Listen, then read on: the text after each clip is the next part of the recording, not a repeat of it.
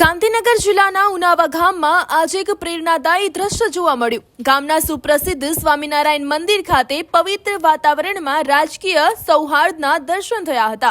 મંદિરના મહંત પૂજ્ય દેવપ્રકાશ સ્વામી દ્વારા ગાંધીનગર જિલ્લાના બે પ્રભાવશાળી રાજકીય નેતાઓનું ઉષ્માભર્યું સ્વાગત કરવામાં આવ્યું હતું। આ પ્રસંગે ગાંધીનગર જિલ્લા ભાજપ મહામંત્રી પિયુષભાઈ પટેલ અને ગાંધીનગર જિલ્લા કોંગ્રેસ મહામંત્રી અલ્કેશભાઈ પટેલ બંને મહાનુભાવો મંદિરે દર્શનાર્થે પધાર્યા હતા।